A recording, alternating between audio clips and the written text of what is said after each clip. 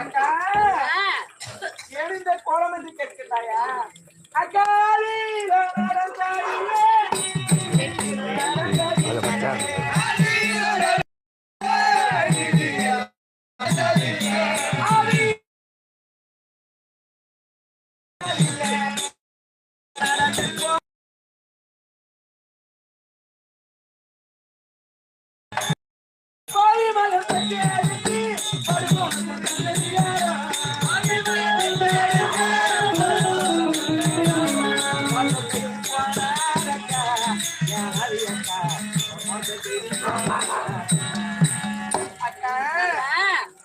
எனக்கு மன்னவருக்கும் அழகான ஒரு ஆப்பிள் பிறந்திருக்கின்றது அக்கா.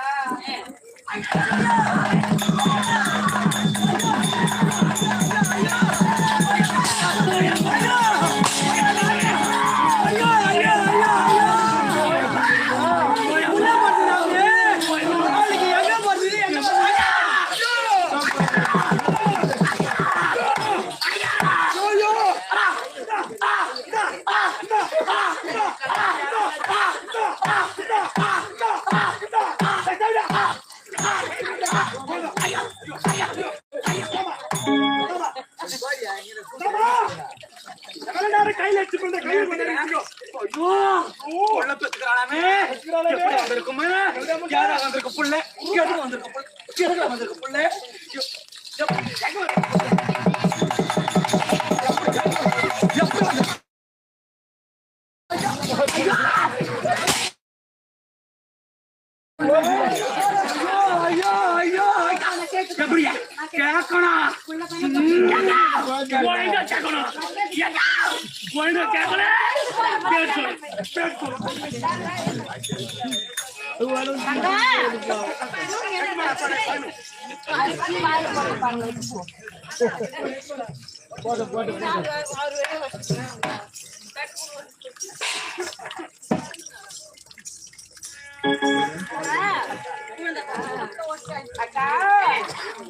பஞ்ச பாண்டவரெல்லாம் ஆண்டு மடிந்து விட்டார். அந்த பத்தியத்தினால் வாராத போறியே சித்ராங்கனைக்கு மன்னனுக்கு ஒரு பிள்ளை பிறப்பார் என்று தெரிந்திருந்தார். என் பிள்ளையோ பத்தியத்தினால் வாரத போரு மாண்டு மடிந்து விடுவான் என்று நான் யாருக்கோ தெரியாமல ஒரு கல்பனை கட்டி கோட்டைக்குள்ளானே மகனை வளர்த்து அக்கா. ஒரு நாள் தினத்திலே நம்மளம் மாண்டு மடிந்தமான நம்ம மாண்டு மடிந்தமான நம்ம கொல்லி போட கூட பிள்ளை இல்லை அக்கா. இவர் பஞ்ச பாண்டவர்கள் மாண்டு மடிந்து விட்டார். நமக்காக கொல்லி போடாத ஒரு பிள்ளை வேண்டும் என்றார். அது யாருக்கு தெரியாமலே சொல்லி மறந்து அழைக்கிறார். மகனாகப்பட்டவர் என்ன செய்தார் தெரியுமா? ஒரு நாள் தினத்திலே கோட்டை இழுத்து கோட்டையில் இருந்து மக வெளியுலகத்தை பார்த்துட்டு இருக்கின்றார். கோட்டையில் இருந்து கானகம் சென்ற உடனே கானகத்திலே கரடி புலி சிங்கம் என்று சொல்லக்கூடிய கொடிய மிருகங்கள்லாம் வந்திருக்கின்றது. அந்த கொடிய மிருகத்தை பார்த்த உடனே மகனாகப்பட்டவன் என்ன செய்திருக்கின்றான்? வேட்டையாடி இருக்கின்றான். பிறகு 32 லட்சம் என்ற ஒரு வண்ணை வந்திருக்கின்றது. அந்த வண்ணை புறவியை பார்த்த உடனே மகனுக்கு ஆசை வந்திருக்கின்றது. அந்த புறவியை பிடித்திருக்கின்றான். புறவியை பிடித்த உடனே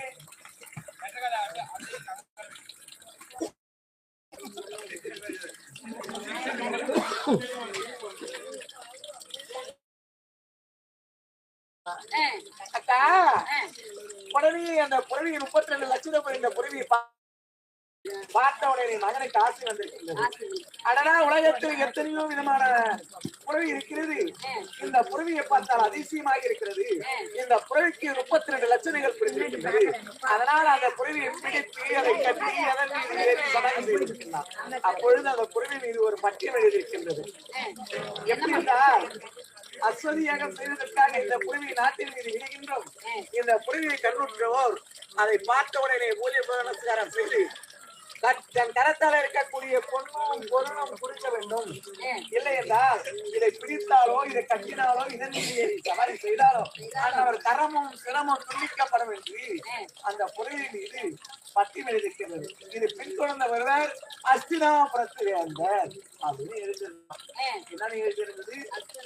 மகனாகப்பட்டவன் என்ன செய்தான்? அதை தீர்த்த உடனே ஆசை உடனே அது ஏறி காரி இருக்கின்றான். புறவைக்கு சொந்தக்காரன் வந்திருக்கின்றார். புறவைக்கு சொந்தக்காரன் மகனுக்கும் இருவருக்கு என்ன ஆகிருக்கு தெரியுமா? யுத்தம் ஏற்பட்டு ஒருவருக்கு ஒரு ஏற்பட்டு புறவைக்கு சொந்தக்காரன் சிறிய பிள்ளையா இருக்கின்றாயே தந்தை யார் என்று கேட்டிருக்கிறார். அப்பா பேர் சொல்லி வளர்த்த அப்பான்னு சொல்லும். மகனுக்கு தந்தை பேர் தெரியாது என்று சொல்ல, ராசி பற்று மகனை வேசி பற்று மகனை என்று சொல்ல, உடனே கோபம் பிறந்து மகனாகப்பட்டவன் அந்த புறவைக்கு சொந்தக்காரரை தோல்வித்தார். அந்த புறவைக்கு சொந்தக்காரர் யார்? நம்முடைய கணவர் அர்ஜுன மகன்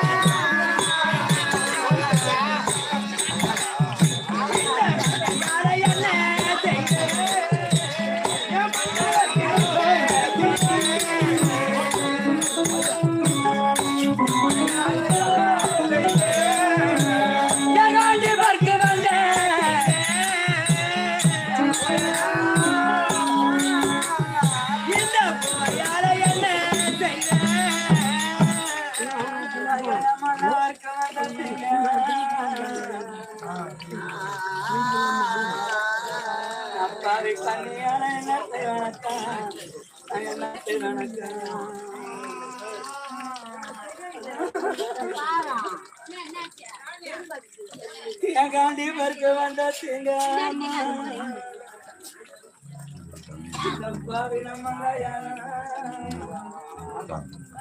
நயனத்தை வேண்டியா நயனத்தை நப்புறத்தை இல்லாத பாவி நான் தனியா நிக்கிறமா நான் தனியா நிக்கிறேன்டியா நான் தனியா நிக்கிறேன் அப்புறத்தை இல்லாம எப்படி மவாழ பெறமானா என் மன்னவர் இல்லாத வேலையில நான் எப்படி மவாழ பெறமோ நான் எப்படி வாழ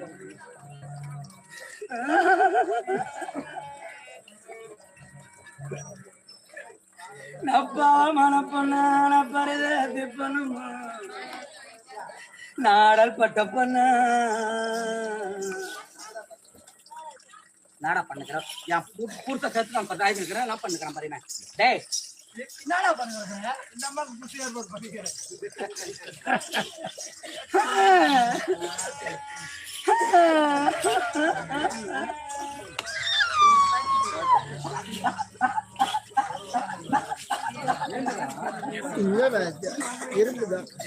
எனக்கு கண்ணாதாத்தக்கார கொடியா கண்ணாதாத்தக்கார கொடியா ஆனா தேவடியா இருக்க பிறந்த பையன் என் பேர சொல்லி ஊசி கொடியா எம்மாளையா நல்ல இடையா நம்ம கொடுப்பா எப்படி வந்து கண்ணதாசக்கார குடிச்சாரு சொல்லி ஊசி எடுப்பா அப்புறம் பாடுமா எனக்கு நட்டா நாட்டுக்கு சமோ எனக்கு நட்டாய தலை கூட்டுக்கு சமோ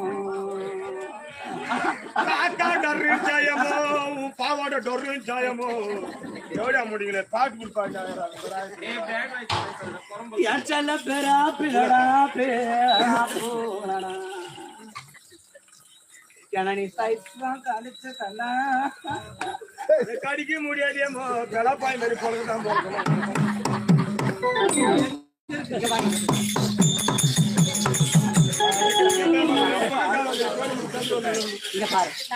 தங்கைய பார்த்து நீ எப்படி வந்துட்டியோ அதன் பிறகு அனைத்து தங்கைகளை போயிட்டு நீ எப்படி போய் பார்த்தாயோ பால் பழத்தை வச்சிருக்கேன் பாருங்க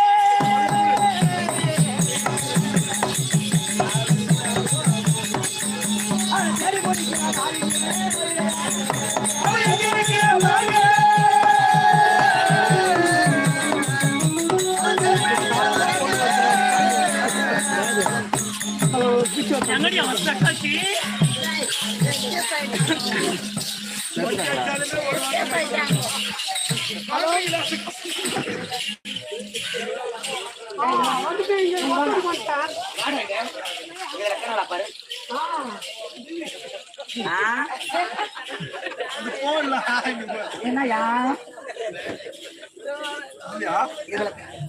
என்ன பாரு